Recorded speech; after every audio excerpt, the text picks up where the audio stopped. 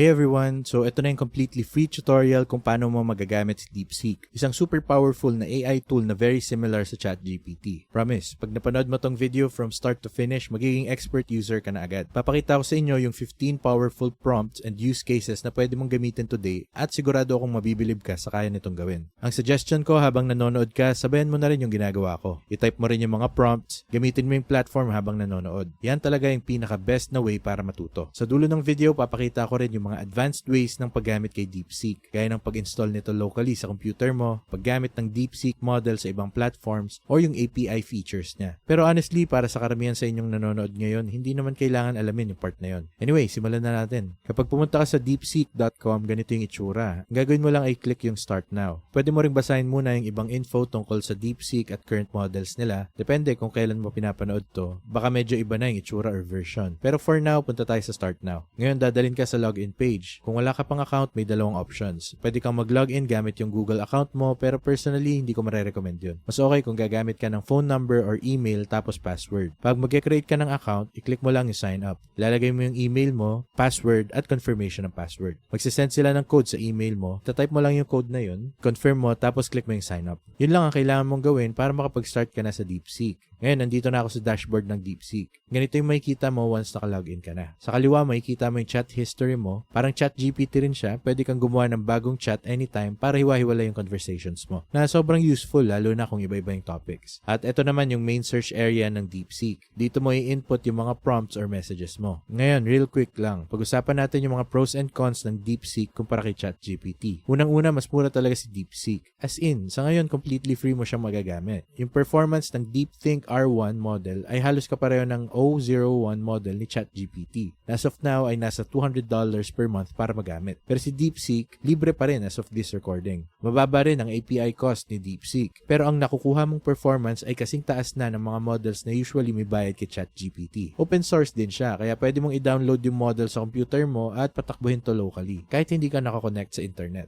Isa pang maganda, transparent si DeepSeek. Kapag nag-search ka, ipapakita ko mamaya, pinapakita niya kung paano siya nag-iisip. May kita mo mismo kung ano yung reasoning niya at kung paano siya nagbe-brainstorm ng sagot. Hindi mo rin kailangan ng prompt engineering dito. Ibig sabihin, hindi mo na kailangang magbigay ng sobrang detalyado or structured na prompt. Kaya mas madali na siyang gawin compared kay ChatGPT sa ibang scenarios. Pero syempre, may cons din. Ginagamit nila yung information mo to train it and there's no way of getting out of this. Isa pa, nasa China ang servers nila. At may mga topics na hindi niya sinasagot. So dapat aware ka rin sa limitations na yun. Balik tayo sa main dashboard. Ipapakita ko naman ngayon yung 15 iba't ibang use cases ni DeepSeek. Kahawig talaga siya ni ChatGPT. At kung interested ka, may tutorial din ako about ChatGPT na pwede mong panoorin. Ilalagay ko yung link sa baba. Pero right now, si DeepSeek ay may mas advanced na reasoning skills. Kaya malaki talaga ang advantage niya in terms of logic and problem solving. Makikita mo dito na may dalawang buttons. Merong DeepThink R1 button at merong search button. Kung gusto mong gamitin yung reasoning model, i-click mo lang yung DeepThink R1 para ma-activate. Kapag nag-send ka ng prompt, alam na niya na dapat niyang gamitin yung R1 model. Pwede mo ring i-toggle yung search function kung gusto mong maghanap siya online. Useful to para sa mga prompts na kailangan ng real-time info or current events. Pwedeng parehong naka-on, parehong naka-off, or isa lang ang gamit. Pero for now, iiwan ko lang na naka-on yung DeepThink. So yung first use case na pwede mong gamitin gamit si DeepSeek ay yung pagsusulat ng emails na halos lahat naman sa atin ay may kailangan isulat na email araw-araw, di ba? Kaya sobrang useful ng feature na to. For example, pwede ako mag-type ng prompt na write a professional email to a client explaining a delay in project delivery. Pwede naman natin dagdagan pa ng context yung prompt na yan kung gusto mong mas specific. Pero para ipakita lang muna sa inyo, general lang muna yung gagamitin ko. Click lang ako sa button dito and magsisimula na mag-isip si DeepSeek. Makita nyo mismo yung thought process niya habang nagre-rationalize. Kapag gamit mo yung R1 model, mas matagal talaga yung processing time kumpara sa nakasanayan mo kay ChatGPT. May sarili kasing step-by-step reasoning process yung model at medyo complex talaga siya. Tapos, pagtapos niya mag-isip, magbibigay na siya ng sample email. Pwedeng i-copy-paste mo na lang yung output sa Gmail or kahit anong email platform ang gamit mo. Syempre, palitan mo lang yung details kung kailangan. Actually, pwede mo rin include sa mismong prompt yung mga gusto mong ilagay para automatic nang mailagay ni DeepSeek sa email. And yes, maganda pa rin nalagyan mo ng personal touch bago mo ipadala para mas natural at mas fit sa situation mo. So ayun, sobrang useful ng use case na to. Email writing na pwede talagang gamitin ng halos lahat. Pwede mo pa nga i-automate to gamit ang platform na tinatawag na Make AI. Medyo mas technical na to pero basically pwede kang gumawa ng automation na kapag may na-receive kang email, gagawa siya ng draft or magsisend na siya ng reply automatically. Ang dami mong pwedeng i-customize gamit ang ganong platform. Pero para sa karamihan ng users, sapat na yung paggamit ng DeepSeek para magsulat ng solid na email draft. Pwede mo rin siyang bigyan ng feedback.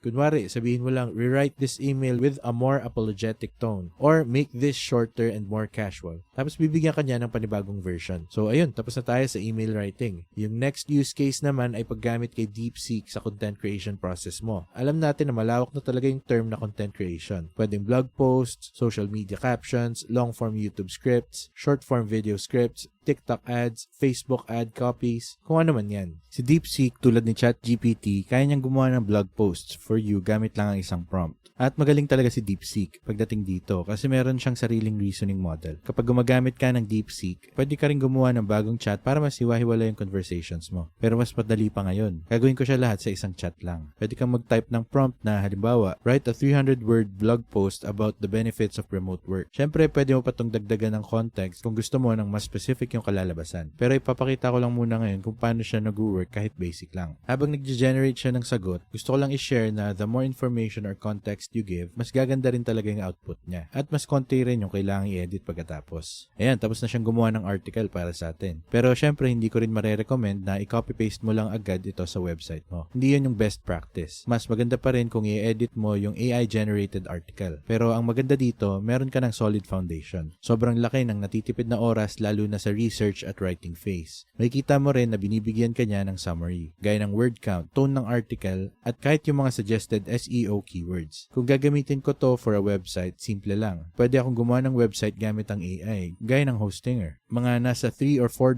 lang per month ang cost at pwede ka nang mag-build ng complete website under 10 minutes. Pwede mo nang gamitin si DeepSeek diretso para sa mga content na ilalagay mo. Sobrang time saver talaga to para sa buong website creation process. Grabe talaga yung AI ngayon. Lumalampas na siya sa simpleng DeepSeek at ChatGPT. Ang daming tools na powered by AI na nagpapadali ng trabaho. Tulad nga nitong example sa website building. Kaya highly recommended talaga na gamitin mo ang AI para makatipid ka ng maraming oras. Pwede mo rin gawin ang same thing para sa content creation na hindi lang limited sa blog posts. Pwede ka rin gumawa ng short form scripts. For example, pwede tayong mag-type ng prompt na create a 15-second script for an Instagram reel that talks about the benefits of remote work. Have engaging hook and a clear call to action to book a call. So tingnan natin kung ano yung ibibigay niya dito. Kung hindi mo naman kailangan yung deep thinking model, pwede mo naman itong i-turn off. Mas mabilis siyang magbibigay ng sagot kapag naka-off. Hindi naman lahat ng prompts kailangan ng reasoning model. Kaya tandaan mo lang yan. May kita mo na medyo matagal mag-isip si DeepSeek para sa prompt na to. Pero personally, gusto ko rin yung ganito. Yung makita mo yung thought process niya habang nagre-rationalize. Interesting siyang panoorin at in that way, natutulungan din akong maging mas logical mag-isip. Ayan, tapos na. Binigyan na tayo ng solid na Instagram Reel script. Isa na naman tong super useful use case na magagamit mo with DeepSeek. Yung next use case na gusto kong pag-usapan natin ay kung paano gamitin si DeepSeek sa pag-aaral ng bagong topics. Para sa akin, learning is one of the most important things na dapat ginagawa natin araw-araw. Pwede mong gamitin si DeepSeek na parang tutor or mentor. Basically, parang sobrang talinong tao na may sagot sa halos lahat. So, ang gagawin ko ngayon, ikiklik ko lang search button para makapag-search siya online. Helpful to kapag gusto mo ng real-time info or mas updated na explanation. Pwede kang magtanong ng something like, explain quantum computing in simple terms. To be honest, hindi ko rin talaga gets to. Kaya perfect example siya. After niyang mag-reason, ibibigay niya yung output. Makikita mo, dinedefine niya yung topic, kinukumpara niya sa mga bagay na baka familiar ka na, papaliwanag niya kung bakit important yung concept na yon, at isa-summarize niya to in a way na madaling intindihin. So kung may concept ka na hindi mo gets, pwedeng i-type mo lang yan kay DeepSeek. Hindi mo na kailangan pumunta sa Google para magbasa ng napakaraming articles or tumalon-talon sa iba't ibang website. Siya na mismo ang magko-compile ng info at gagawan ka ng summary. Sobrang time saver talaga siya. Ginagawa ko to madalas gamit si ChatGPT. Pero ngayon, pag gusto ko ng mas in-depth explanation at reasoning, mas ginagamit ko si DeepSeek kasi mas malalim talaga yung pag-isip ng model niya. So yeah, very helpful use case. At sobrang marerecommend ko to para sa learning. Okay, yung next use case naman ay paggamit kay DeepSeek para sa coding. Magaling talaga si DeepSeek sa coding kasi sobrang analytical niya at mataas ang reasoning ability. Pwede mo siyang bigyan ng feedback, kaya niyang i-adjust copy-paste yung code at parang may sarili kang computer programmer. Halimbawa, pwede tayong mag-type ng prompt na write a Python function to calculate the Fibonacci sequence. Kung isa kang programmer or nag-aaral ka pa lang, pwede mong i-input to kay DeepSeek tapos gagawin niya yung thought process niya. Para ka na ring may tutor na step-by-step ipinapaliwanag kung bakit ganito yung ginagawa niya. At dahil doon, mas naiintindihan mo yung buong process. Makikita mo ulit dito na habang nagbibigay siya ng sagot, si DeepSeek ay parang gine-check niya pa sa sarili niya. Nagve-verify siya, nag-iisip ng mas magandang solution. Tapos ulitin lang niya to hanggang makahanap siya ng sagot na satisfied siya. Ayan, tapos na. Nag-generate siya ng Python function para sa hiningi nating prompt. Pwedeng i-click mo yung copy button, makukuha mo yung code, papakita rin niya kung paano gumagana to. At syempre, hindi lang Python ang kaya niya. Kaya niya rin gumawa ng HTML, JavaScript, at kung ano-ano pang programming languages. Pwede ka rin magpagawa ng minigames gamit lang si DeepSeek. Sobrang powerful talaga. Solid sa logic at reasoning. Kung ito yung tipo ng task na madalas mong gawin, then sobrang laking tulong ni DeepSeek sa'yo. Makakatipid ka ng maraming oras. Okay, yung next use case naman ay yung paggamit kay DeepSeek para tumulong sa paggawa ng resume or cover letter. Sa tingin ko, madami talaga ang pwedeng makinabang dito. Lalo na kung naghahanap ka ng trabaho or balak mong mag-apply soon. Pwede kang mag-type ng prompt na ganito. Write a cover letter for a software engineer position at a tech startup. Ayan, tapos na ulit siya. Binigyan tayo ng cover letter draft. Syempre, kailangan mong palitan yung mga naka-bracket or placeholder sa letter. Pero overall, solid yung outline na binigay niya. May structure na at alam mo kung ano yung mga points na dapat mong banggitin. Even kung ayaw mong gamitin yung exact na sinulat niya, maganda pa rin siyang basahin para makakuha ka ng idea kung ano yung itsura ng isang maayos na cover letter. Pwedeng baguhin mo na lang or i-personalize from there. Pwede mo rin gawin to para sa resume. Kaya rin niyang gumawa ng resume for you. Kung meron ka ng existing resume or cover letter, pwede mo rin siyang i-upload kay DeepSeek. Click mo lang yung upload button tapos pwede mo itanong kung may suggestions siya or feedback. Bibigyan ka niya ng solid na recommendations kung paano mo pa mapapaganda yon. Okay, lipat na tayo sa next use case na medyo creative. Yung pag-generate ng quotes gamit si DeepSeek. Di ko alam sa inyo, pero ako personally lagi akong naghahanap ng inspiring quotes para sa content ko or kahit para lang sa personal motivation. Isa sa mga pwedeng gawin ay magtanong ng something like, I want to be inspired to start my own business. Can you give 3 quotes from entrepreneurs that can motivate me? So itatoggle ko muna yung search para makapaghanap siya online. Ayan, tapos na. Nagbigay siya ng 3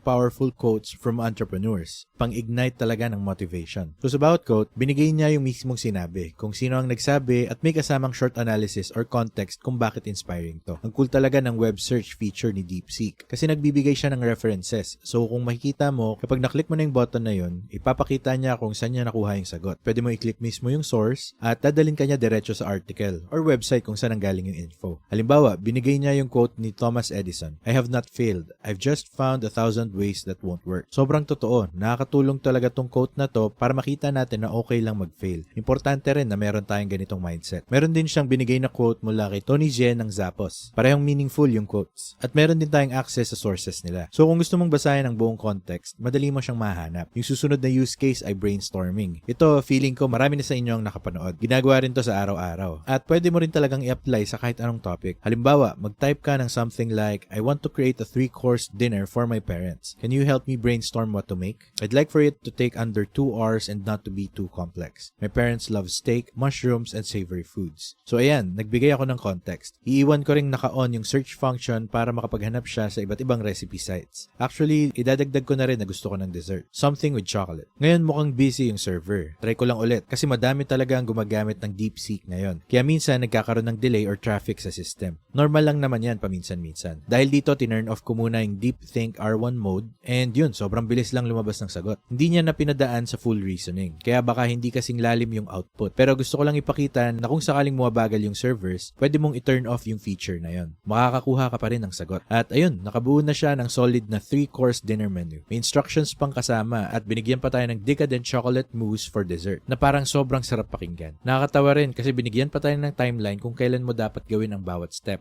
Kaya para sa akin, okay na okay to. So kung brainstorming ang kailangan mo, kahit anong topic, tanungin mo lang si DeepSeek. Kaya kanyang tulungan. Yung next use case na pag-uusapan natin ay language translation. Alam naman natin na pwede mong gawin ito gamit ang Google Translate or iba pang tools. Pero ngayon, ang AI sobrang husay na, lalo na kapag ginamit mo siya kasabay ng reasoning model. Mas maganda rin yung mga translation na binibigay ni DeepSeek kasi parang mas natural siyang sabihin. Yung mga tipong ginagamit talaga ng locals, hindi yung word for word lang na diretso. So pwede tayong mag-type ng prompt na translate, hello, how are you into French, Spanish, and Mandarin. Okay, mukhang busy na naman yung server. So for the rest of this video, i-off ko na lang yung DeepThink R1 mode para mas mabilis ang response. Siguro ang tanong mo, bakit ko pa gagamitin gamitin si DeepSeek kesa kay ChatGPT? Well, kapag okay ang server at tumatakbo si DeepSeek na maayos, yung reasoning model niya actually nagbibigay ng mas detailed na sagot kumpara sa free version ni ChatGPT. In this case, nagbigay siya ng 3 translations. Mukhang tama naman lahat, may kasama pang pronunciation, which is very helpful. So ayun, may kita mo na hindi naman kailangan palaging naka-on yung reasoning mode. Minsan, pinapabagal lang niya yung process kahit hindi naman kailangan. Pero kung mga analytical or critical thinking na tasks, dun talaga siya nagsashine. Dun mo ramdam yung advantage ng model na to. Bukod sa pag-translate ng languages, pwede mo rin gamitin si DeepSeek para matuto ng bagong language. Parang language tutor na ka-chat mo. Pwede kang magtanong, mag-practice ng conversations, or ipaliwanag mo sa kanya kung paano mo ginagamit ang mga expressions sa tamang context. Pwede mong itanong kung paano sinasabi ng locals ang ganitong phrase, kung anong mas natural gamitin, at iba pa. Parang may kausap kang sobrang talinong tao na fluent sa lahat ng languages. Yung next use case naman ay yung pag-summarize ni DeepSeek ng mga mahabang text or websites. Dahil may search functionality siya, pwede talaga niyang puntahan yung mismong website at i-crawl yung contents, kunin yung info at ibalik sa'yo as summary. For example, pwede kang maglagay ng URL tapos sabihin mo, "Can you help me summarize this page in 100 words or less?" Babasahin niya yung laman ng buong page at bibigyan ka niya ng maikli pero solid na summary. Sobrang useful nito lalo na kung mahaba yung article at ayaw mo nang basahin pa isa-isa. Maganda rin siya para sa mga complex na text na mahirap intindihin kasi kaya niya tong i-simplify at gawing mas klaro. At kung naka-off naman yung search function, pwede mo ring i-upload directly yung mga documents mo. Pwedeng PDF, Word doc, etc. Tapos si DeepSeek na ang bahalang magbasa at mag-summarize, or pwede ka rin magtanong directly about sa file. Halimbawa, pwede kang mag-upload ng spreadsheet. Tapos magtanong ka ng specific value or summary mula sa data na yon. Kung meron kang profit and loss statement ng business mo, pwede mong itanong kay DeepSeek ng ganito. Okay, how much money did I make between June and August of 2024? Kaya niyang i-analyze yung document na yon para sa'yo. Pwede rin siyang mag-analyze ng websites, ng kahit anong text, at sagutin yung mga tanong na gusto mong itanong base sa data. Isa pa sa mga magagamit mo kay DeepSeek ay yung paggawa ng study guides. Kung estudyante ka, may klase ka, or may kailangan kang aralin, sobrang helpful nito. Makatulong talaga siya para makakuha ka ng mas magagandang score sa exams. Halimbawa, pwede tayong mag-type ng prompt na create a 500-word study guide on the most common phrases in Spanish. Pwede mo namang gawing mas mahaba kung gusto mo, pero para sa demo na to, mas mabilis lang muna. I-on natin yung search function, tapos click enter. Ayan, may kita mo na nag-generate siya ng listahan ng common Spanish phrases. Nakaayos pa by category. Meron ding greetings and basic courtesies, introducing yourself, asking for help or directions, dining and shopping, expressing feelings and opinions, common questions, and farewells. Nagbigay rin siya ng practice tips. Pwede mo ring i-upload yung sarili mong vocabulary spreadsheet. Kunwari, galing ka sa class nyo or sa teacher mo. Tapos tanungin mo si DeepSeek na gamitin yung info na yon para gumawa ng study guide. Pwede ka ring magpagawa ng flashcards. Pwede mo rin siyang utusan na gumawa ng mock quiz para masubukan mo sa sarili mo. Sobrang daming pwedeng gawin pagdating sa studying gamit si DeepSeek. Isa pa sa mga unique use cases ay yung pag-generate ng business ideas. Halimbawa, pwede kang mag-type ng prompt na, "Give me 5 business ideas I can start that cost under $100 where I can work from my laptop."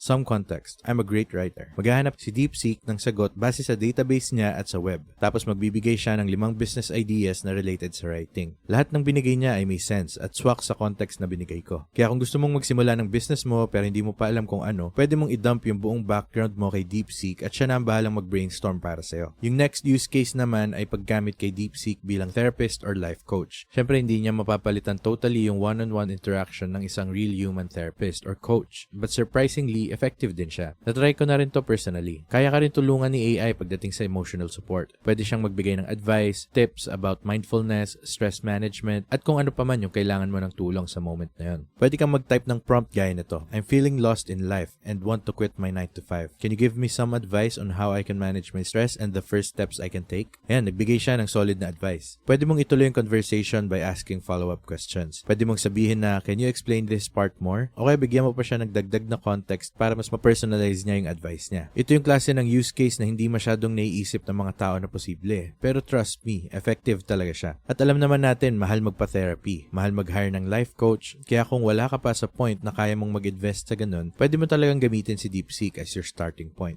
Yung next use case naman ay yung role-playing gamit si DeepSeek. Halimbawa, gusto mong matuto ng bagong language na medyo natakal na rin natin kanina. Pwede mong sabihin kay DeepSeek na isa siyang native speaker, let's say French, and ikaw yung estudyante na beginner pa lang. Tapos gawin yung conversation practice. Parang tutor na kachat mo na rin siya. Isa pa sa mga pwedeng gawin with role-playing ay mock interviews. Pwede mong i-type yung prompt na, let's role-play a job interview for a data analyst position. You act as the interviewer and ask me 3 questions. So ayan, gagamitin ko si DeepSeek para matrain yung sarili ko. At least pagdating ng totoong interview, ready na ako kahit papano. Ito yung unang tanong niya. Can you walk me through a recent project where you used data analysis to solve the problem? What tools and techniques did you use and what was the outcome? Honestly, wala akong sagot dito kasi hindi ko naman alam. So, sasagot ko na lang, I have never had a project like this and I don't know what I would do. Obviously, pangit tong sagot na to. Pero tignan natin kung anong response ni DeepSeek. Ayan, mukhang mabait siya. Pero ang cool kasi nagbigay pa siya ng feedback kung ano dapat ang isagot natin. Kaya sobrang helpful din nito for practice. Yung next use case naman ay creative writing. Medyo napag-usapan na natin to kanina sa blog post, sa social media. Pero magaling din talaga si DeepSeek sa pagsulat ng stories, poems, at letters. Try natin mag-type ng prompt na, write a short story about a robot discovering human emotions. Let's make it under 200 words. Okay. So, sinulat na ni DeepSeek yung story tungkol kay Unit 7, isang maintenance robot. Pwede rin natin gawin to with a poem. Halimbawa, magpagawa tayo ng haiku tungkol sa isang topic na gusto natin. Kaya pagdating sa text at mga text-based output, sobrang lakas talaga ng AI. Pwede mong isipin na anything na may kinalaman sa text, pwede kong ipa-generate kay AI. Makatipid ka ng oras, may foundation ka na agad, at pwede mo namang dagdagan ng sarili mong flavor or edits yung content. Maraming tao ang iniisip na hindi creative ang robots or AI, pero to be honest, kabaliktaran ng totoo. Ang dami ko nang nakitang interesting output from DeepSeek or ChatGPT. Mga bagay na hindi ko iisipin personally. So yung last use case na gusto kong i-discuss sa video na to ay siguro yung pinakaswak kay DeepSeek. Dahil nga meron siyang Deep Think Reasoning Model, sobrang galing niya sa mga tasks na nangangailangan ng analytical thinking, deep thinking, critical thinking, lahat ng yan. Halimbawa, pwede tayong magpatulong sa kanya sa math problem. I have a circle with a diameter of 7 centimeters. What is the area of the circle? If I were to double the circle's diameter, what would the new area be? Turn on natin si Deep Think.